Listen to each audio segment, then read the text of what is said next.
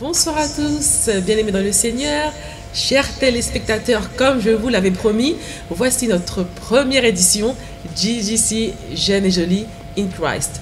Alors, nous allons un peu vous expliquer le thème de cette émission et pourquoi GGC in Christ. Alors, cette émission a été créée pour épanouir la jeunesse. Nous avons besoin de casser cette image de trop spirituel, de trop fermé.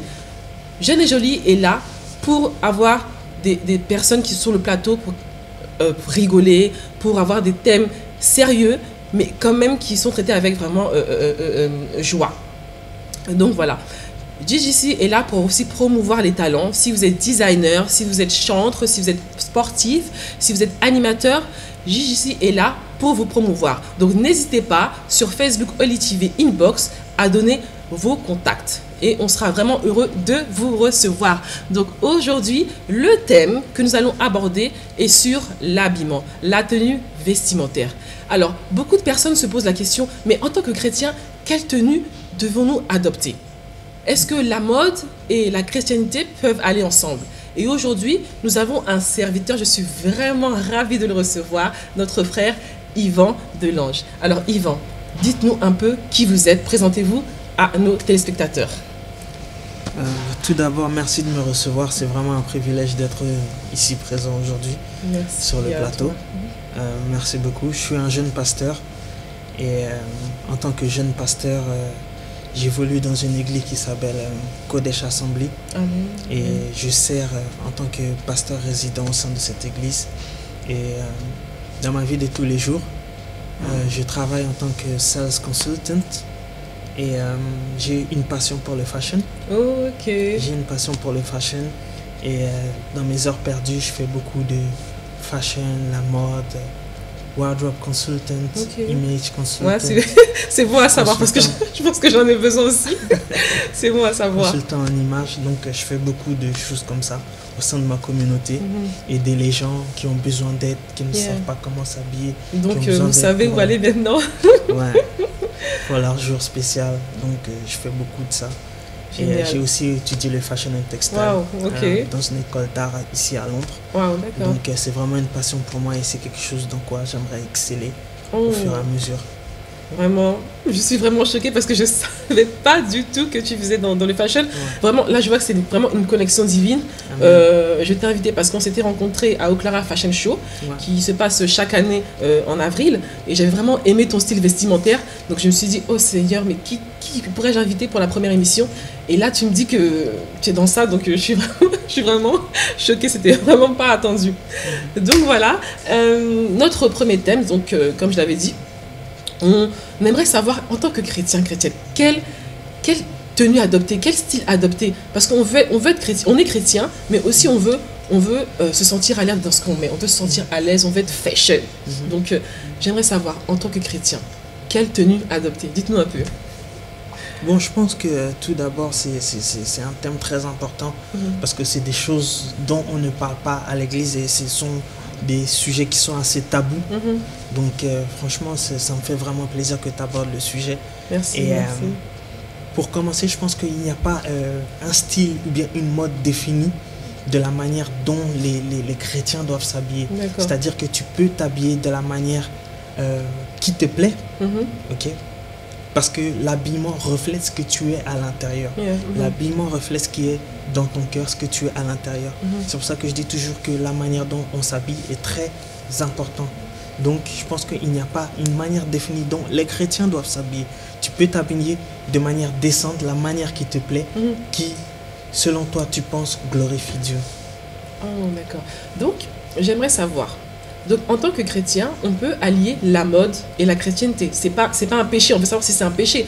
Parce que certaines personnes disent que moi je vais être fashion, mais en même temps, je crains le Seigneur. Est-ce qu'on peut mettre la mode et la chrétienté ensemble? Est-ce que c'est possible en fait, en tant que chrétien? Tout à fait, c'est possible. On va voir les chrétiens, on a de tout dans l'église. Il y a des gens qui ont différentes passions. Il y a des gens qui sont passionnés de mode.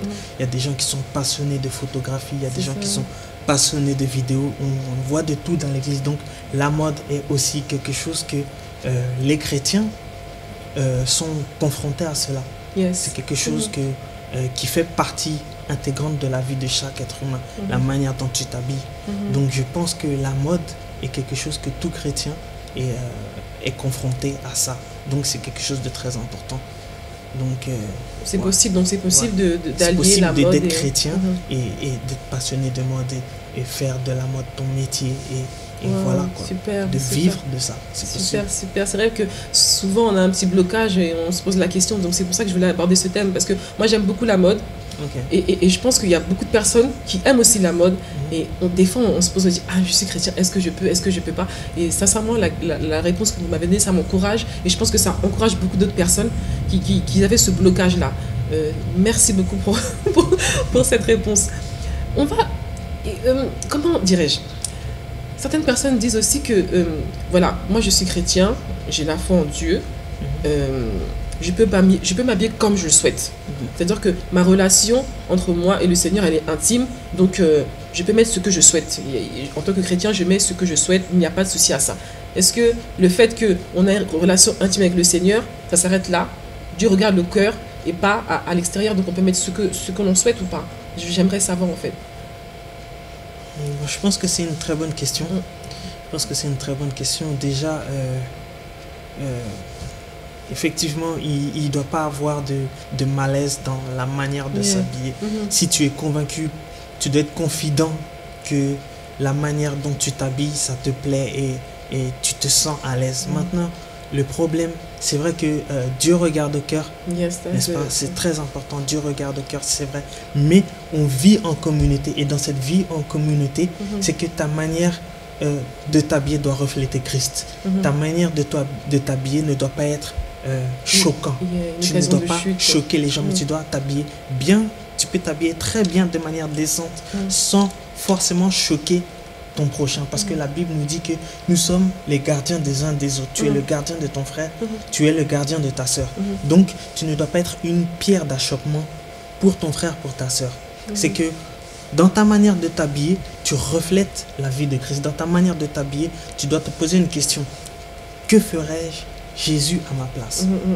Est-ce que ma manière de m'habiller va choquer mon frère, va choquer ma soeur? C'est vrai que Jésus, Dieu, c'est dans le cœur, mais notre manière de nous habiller reflète qui nous sommes à l'intérieur et doit être décent, ne doit pas choquer les autres. D'accord, merci bien. J'ai une petite question, je pense que beaucoup de femmes vont se reconnaître, cette question de la sirène des eaux. Il y a beaucoup de femmes qui aiment s'habiller, qui aiment être élégantes, qui aiment être propres, qui prennent soin d'elles. Alors pourquoi souvent on leur attire directement sirène des eaux? Enfin, je comprends pas, franchement, sincèrement. Et j'ai été victime de ça. Je tenais à le partager. Et c'est vraiment, ça blesse en fait, ça blesse parce que c'est pas notre but d'attirer forcément l'attention sur nous, mais c'est juste qu'on veut être bien et être présentable. Donc pourquoi ce titre forcément de sirène des eaux? Qu'est-ce que c'est que la sirène des eaux déjà? Parce qu'on ne sait plus. Est-ce que le fait de s'habiller bien, ça veut dire qu'on est une sirène des eaux? D'où ça vient enfin, j'aimerais comprendre. Bon, je pense que c'est chez nous les Africains, on aime dire la sirène des eaux. La sirène des eaux, c'est un esprit.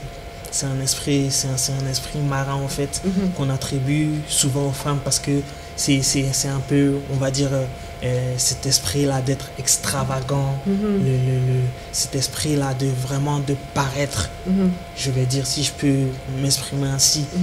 Je pense que c'est un sujet vraiment très subtil.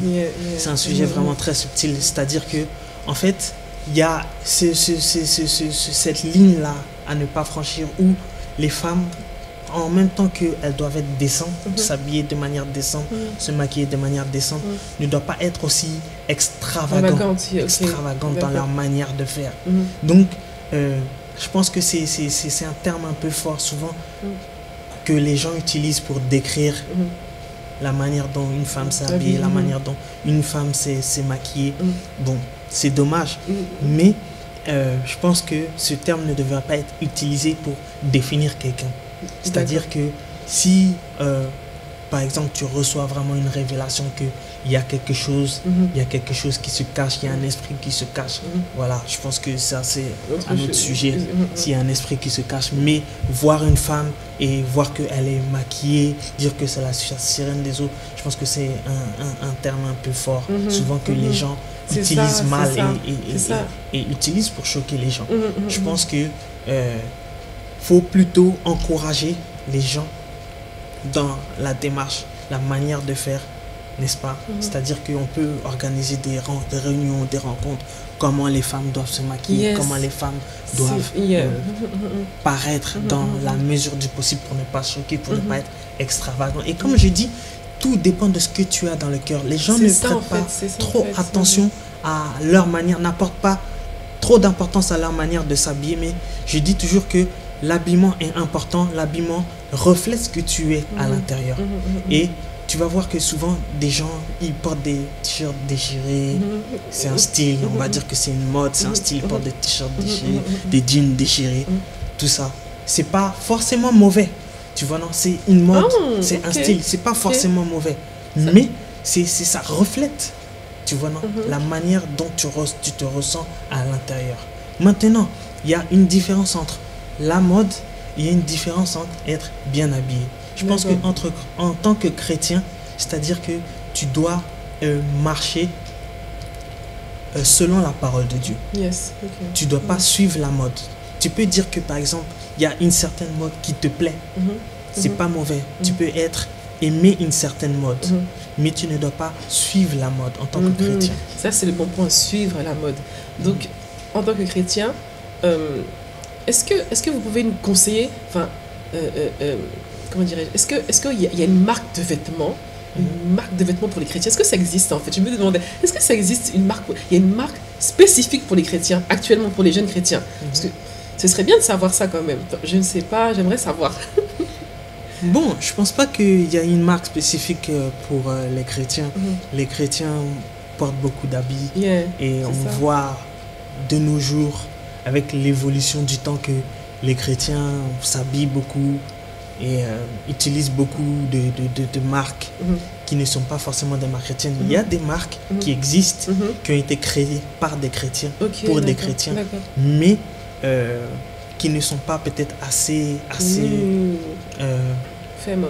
Voilà, qu'on ne voit pas assez, dont on ne parle pas assez. Sinon, je sais que dehors, sur le marché, il y a des marques qui sont faites pour les chrétiens, mais qui ne sont pas spécialement pour les chrétiens, mais faites par des chrétiens, faits pour que les chrétiens aussi puissent porter. Donc j'aimerais dans le futur voir vraiment des créateurs chrétiens dire que voilà, je suis chrétien, j'ai créé une marque, et voilà, c'est pour glorifier Dieu.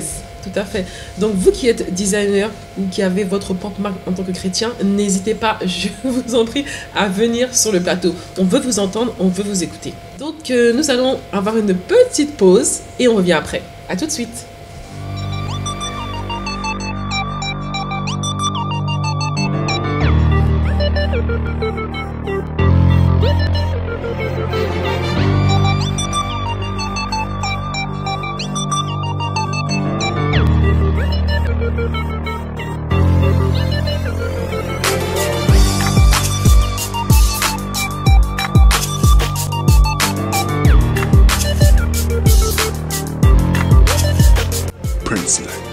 Big brands, low prices.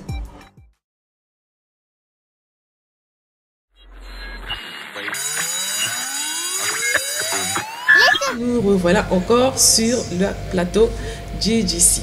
Donc, nous avons encore juste 2 questions, serviteurs de Dieu. Voilà, en tant que leader, nous respectons les autorités divines, hein, bien sûr. En tant que leader, nous voyons souvent que les leaders, ceux qui nous conduisent, ceux qui sont nos modèles, je dirais les pasteurs, les évangélistes et ce qui s'ensuit, ont différents styles vestimentaires. On peut voir que d'autres sont en soutane, d'autres sont en costume. J'ai même vu d'autres habillés en policiers, en généraux. Donc, est-ce que ce type de tenues vestimentaires sont appropriées? Est-ce que ça peut influencer le message on aimerait un peu savoir, parce qu'ils sont nos leaders, ils sont nos modèles en fait. Donc, ce qui est sûr, c'est que nous allons être amenés à les copier. Donc, pour vous, est-ce que vous pensez que ça influence le message? Est-ce que ça joue aussi la tenue vestimentaire en tant que leader? Bon, je pense que c'est une question très intéressante. Comme tu as dit déjà, avec tout le respect qu'on a pour nos leaders spirituels, pour nos aînés dans le ministère, avec tout le respect que j'ai, ma petite opinion, c'est que, je ne sais pas exactement pourquoi certains pasteurs s'habillent de certaines manières. Je pense qu'il y a des dénominations, n'est-ce pas, comment on va dire, peut-être d'autres sont évêques. Tu vas voir peut-être que d'autres sont évêques, d'autres sont révérends. Il y a des dénominations spéciales qui se rapportent à certains habillements. Maintenant, il y a certains autres habillements que je vais rattacher aux côtés de la mode. D'accord. Voilà. Parce que voilà, le pasteur aime ce que lui-même, sa manière de se sentir à l'aise peut-être. Je pense que c'est très important parce que le chrétien se reflète, se voit, n'est-ce pas? C'est comme un miroir. Le chrétien se projette dans la manière dont le pasteur s'habille. Donc, beaucoup de pasteurs ont certaines manières de s'habiller. Je ne sais pas exactement pourquoi, mais ce que je peux dire, c'est que dans la manière dont certains hommes de Dieu s'habillent, tu vas voir que certains hommes de Dieu sont très, beaucoup flashy. Certains hommes de Dieu sont très attrayants dans leur manière de s'habiller. Parce qu'ils aiment la mode. Parce qu'ils aiment la mode, ce qui n'est pas mauvais. Maintenant, quand ce côté de la mode peut-être est trop poussé, ça peut souvent faire que ça détourne l'attention de l'essentiel. Ça détourne l'attention peut-être de ce que... du message peut-être. Ce que je pense, c'est pour ça que je pense personnellement, de ma petite opinion, et tout en respectant ces grands hommes de Dieu, beaucoup d'hommes de Dieu qui ont certains styles vestimentaires bien propres à eux, je pense que c'est important d'être sobre dans la manière de s'habiller pour ne pas, n'est-ce pas, détourner l'attention. Souvent quand les gens te regardent, ils peuvent voir que ah bon, il a une belle montre, il a un très bel habit, ou bien ah j'aime sa chaussure. C'est pas mauvais de s'habiller, c'est très bien. Mais en même temps, pour un homme de Dieu qui t'arrête devant la congrégation chaque dimanche, c'est bien d'être sobre dans ta manière de t'habiller pour ne pas détourner l'attention, parce que souvent il y a des gens qui sont distraits par la manière dont l'homme de Dieu est habillé. Ils sont distraits par la tenue vestimentaire de l'homme de Dieu. Donc je pense que c'est important d'être sobre. Bien entendu, il n'y a pas encore une fois une manière spéciale dont l'homme de Dieu doit s'habiller, mais comme je dis, ça reflète ça vient de l'intérieur, donc il faut être sobre. D'accord. C'est ce que je peux dire. D'accord. Et maintenant pour les fidèles, parce que des fois on vient à l'église et on ne sait pas trop comment s'habiller. Bon. Est-ce que il y a une aide qu'on peut avoir pour savoir comment s'habiller en fait, pour connaître ce qui peut plaire à Dieu au sein de l'église? Je pense qu'il y a aussi une question de relooking en fait qui se joue là maintenant. Alors où peut-on prendre comment dirais-je, je sais pas comment former cette question, c'est-à-dire on veut savoir l'endroit où on peut aller pour se relooker. Voilà. Est-ce que vous avez quelques idées pour nous aider, nous les chrétiens, qui souvent avons du mal à nous habiller, ou même souvent des personnes qui ne savent même pas qu'elles ne sont pas habillées correctement. Donc est-ce que la question de relooking, comment... Bon, comme je dis, moi personnellement je suis passionné de mode, donc autour de moi dans ma communauté j'ai beaucoup de gens qui viennent vers moi et qui me demandent des conseils. Ah bon, comment je dois m'habiller, ou bien j'aimerais m'habiller de telle manière, comment puis-je faire? Il y a toujours des gens qui sont là pour aider. C'est juste, faut mettre l'accent sur le fait qu'il y a des gens qui sont prêts à le faire. Il faut mettre l'accent et donner la possibilité à ces gens-là d'exprimer leur talent. Parce qu'effectivement, c'est vrai, c'est un problème qui se pose souvent. Il y a des gens qui ne savent pas comment s'habiller, qui ne savent pas comment s'y prendre avec les couleurs, comment s'y prendre avec la manière. Donc, il y a des gens qui sont là pour ça. Par exemple, moi, comme j'ai dit, je suis consultant en images, c'est-à-dire que je fais beaucoup pour les gens autour de moi et par la grâce de Dieu, je continuerai toujours à le faire. Il y a des gens, il y a toujours quelqu'un qui est là, qui est prêt à donner des conseils en termes vestimentaires pour hommes, pour femmes. Donc, je pense que faut toujours, au sein de la communauté, il y a les talents qui sont là. C'est-à-dire, au sein de l'église, quand tu rentres dans les églises doivent pousser ces talents. Pousser ces talents à être exercés. Il y a des gens qui savent préparer, il y a des gens qui savent faire la cuisine, il y a des gens qui sont très forts, des musiciens. Il y a toutes sortes de talents dans l'église. Donc, je pense à nos leaders spirituels, à nos églises, nos dirigeants spirituels de pousser à exploiter tous ces talents, dont d'autres qui sont peut-être tournés vers la mode. Donc, exploiter ces talents. Donc, au sein de nos églises, c'est important. Je pense qu'il y a toujours quelqu'un qui se sent bien de ce côté-là. Tu peux aller vers cette personne-là. Cette personne-là peut être présentée et vraiment exceller dans ce domaine-là et chercher à se professionnaliser. C'est important, on en a besoin. Donc, alors, on fait un petit appel. Si vous êtes relooker et que vous avez ce don, cette passion pour la mode, n'hésitez pas. Sur Olive TV Facebook, prenez contact avec nous. On veut vous voir sur le plateau. Donc, pour venir maintenant à l'émission suivante, on va parler de relooking. Alors, n'hésitez pas, s'il vous plaît, on a vraiment besoin de vos commentaires aussi en bas de l'écran, à poser vos questions pour que la semaine prochaine, jeudi à 20h30, nous puissions exploiter vos questions. Alors, pour la semaine prochaine, il y a une question qui se pose. Est-ce que, en tant que chrétien, avoir des tatouages, par exemple, qui représentent le Christ, est-ce que c'est un péché? Le lifting, refaire son nez, se percer les oreilles, est-ce que c'est un péché, en fait? Franchement, c'est compliqué. C'est assez compliqué. Donc je pense que la Bible en parle. Donc je pense qu'on aura l'occasion de développer cela ensemble.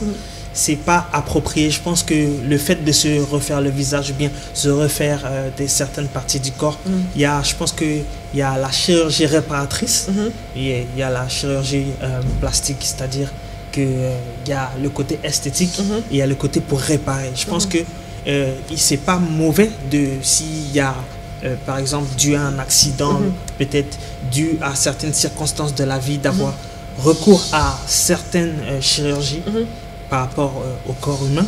Je pense que c'est pas mauvais, mais d'une autre part, faut expliquer pourquoi c'est pas bon. Si c'est bon aussi, faut pouvoir l'expliquer. Donc je pense que c'est un sujet qu'on va pouvoir débattre ensemble.